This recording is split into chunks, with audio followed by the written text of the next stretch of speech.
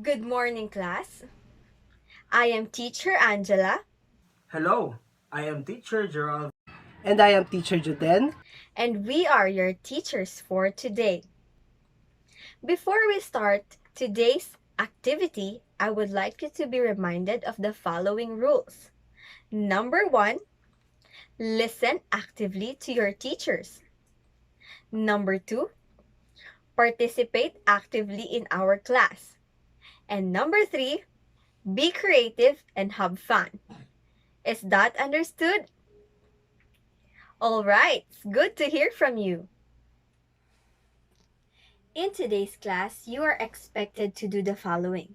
First is to identify the different primary and secondary colors. Second is to show appreciation of your community through painting the natural and man-made landmarks found in your community. And third, to use the primary and secondary colors in painting the landmarks in your community. Today's class, we are going to highlight my favorite landmarks in my community, primary and secondary colors. In our previous lesson, we have learned about the primary and secondary colors.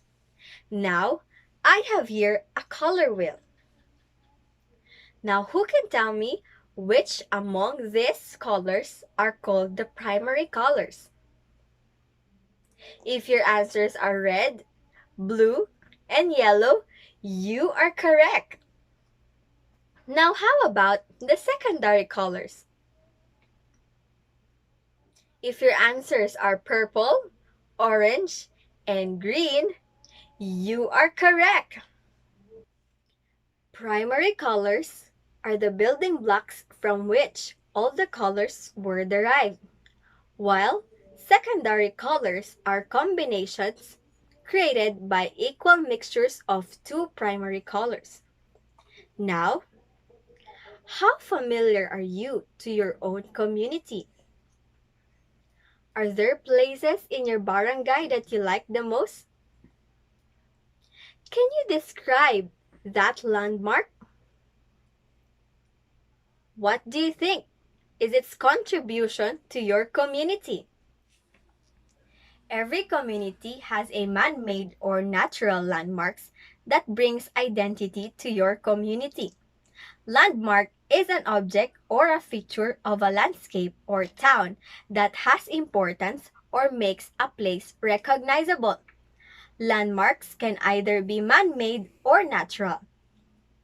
Man-made landmarks are which that were made by human activity, such as the monuments, establishments, even parks, while natural landmarks are completely naturally formed, like the forest parks, the rivers, even the mountains that you see around. This time, to make our arts class more interesting, I want you to look around your community and think about your favorite landmark. All you have to do is to draw your favorite landmark, which can be man-made and natural. See to it that you are using primary and secondary colors in your art piece. These are the following materials that you'll need. Number one is 1/8 illustration board. Number two is your crayons. Number three is pencil. And the last one, number four, is your eraser. But before proceeding, you are to be reminded of the following standards. Number one is to keep your area clean at all times. Number two is to work with much enthusiasm. Number three is to give your best in creating your favorite landmark. Have fun! Okay, class, you are only given 20 minutes to work on this activity. Feel free to listen to your favorite music while painting. For this activity, please be guided with the following rubrics. Understanding and application of art concepts, that is 5 points. Participation and behavior, that is 5 points. Cleanliness and use of materials, that is also 5 points, with a total of 15 points for this activity. I believe that the procedures and instructions are clear to you. You may start painting.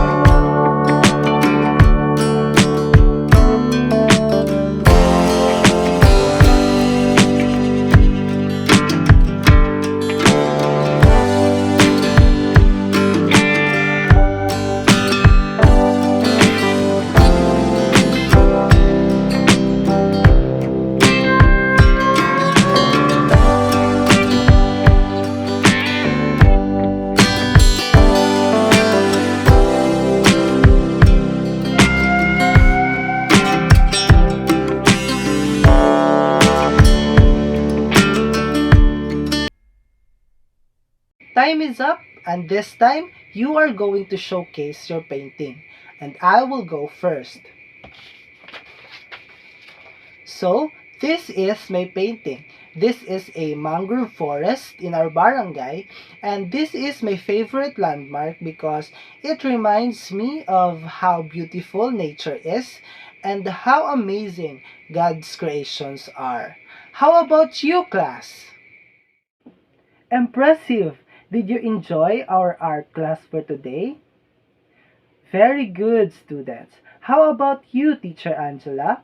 Yes, Teacher Juden, I had so much fun in this art class. How about you, Teacher Gerald? Of course, Teacher Angela. I have enjoyed in our class and looking at the outputs of our students. It's good to hear that. Now, I will ask you some questions. First, how important are these landmarks in our community?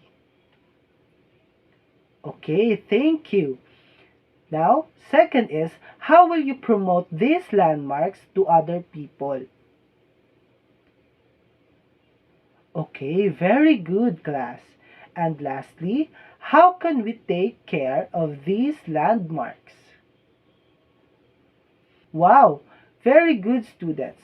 I know your mind is full of bright ideas on how we can take care of these landmarks in our community. For me, the best way to take care of these landmarks and our environment as a whole is to be aware.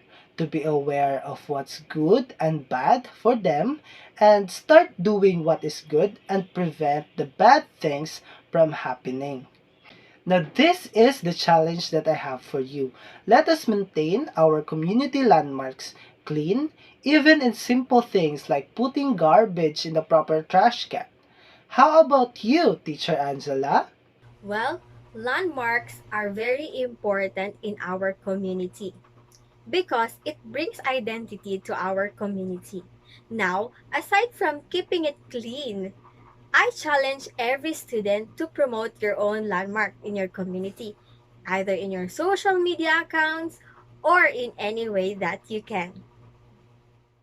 That's it for our art class for today.